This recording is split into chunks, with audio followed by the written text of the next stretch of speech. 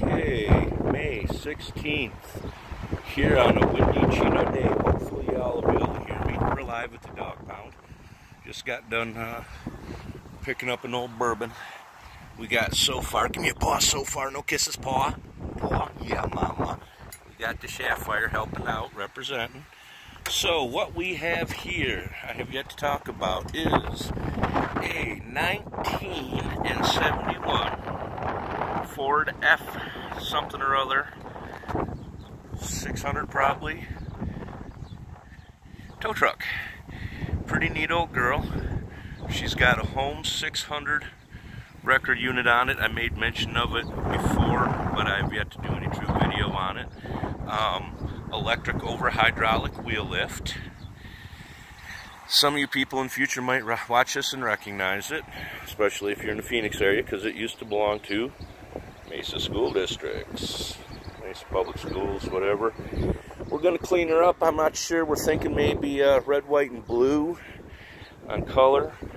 Would love to take a couple of my homies and build that into a cab and a half or four-door cab, or better yet, find a proper four-door cab for it, but on 73 and back, tough.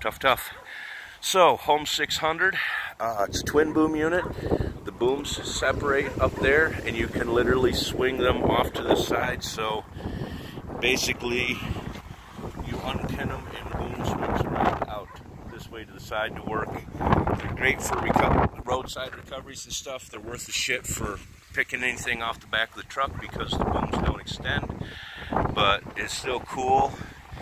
I'm not real sure what its capacity is. I'm sure there's a capacity tag on it, or there used to be, or I just read up on Holmes 600. You gotta take them plates off, clean them all up nice, and put them back on just for the cool flavor. She's a neat old truck. We like it. Twin boom, twin winch. A lot of people take that PTO winch and yank it off there and get rid of it. Son, I'm here to tell you, if that one's anything like the PTO driven unit in my 440, it'll rip the truck in half. The cable size on the line is actually a pretty good size. The support cables for the twin boom itself are basically the same size as what you see on a 8 or a 9,000 pound winch. So I'm guessing it for 12 to 15 on these big girls. I'm not sure. I said she's got a pretty stout wire on it. Comparison wise,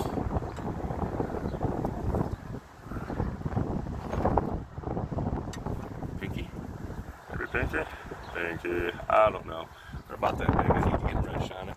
Came with a onboard compressor that's probably going to go. I'm not a big fan, mainly because it's so easy to set up onboard air on the truck. She has an industrial FE motor. So far I've heard everything from it's a 360 or 390. It's definitely not a 428. To the odd size 352, 361, 391 industrials. Most likely it's industrial. It's original in this truck. The truck has a Eaton 5-speed on a split 2-speed rear end. It does 60 miles per hour all day wide open. It was built for a time when speed limit was 55. And it was working, and when you towed back then, you didn't haul. I think trucks were actually, depending on where you were, even if it was 55, trucks was 45. It was ridiculous. It's got a vintage onboard air system in it that's supposed to work. The interior, the top on it's really cool. I kind of dig those, the doors and that. Sad they cut speaker holes in them, but otherwise she's pretty nice. She needs some good cleaning. You can see it's dirty. It's been sitting, but we're gonna clean it up. We may extend the toolboxes almost to the back of the winches. That way I can have a through box under here for long stuff. But yeah, electric over hydraulic wheel lift. They put it on. They used the shit out of it because all the bushings are blown out of it. It's I never really paid much mind to what it was, but that's the tag on it. It says, oh, it's a Holmes International wheel lift, no less, so that'll be easy finding parts.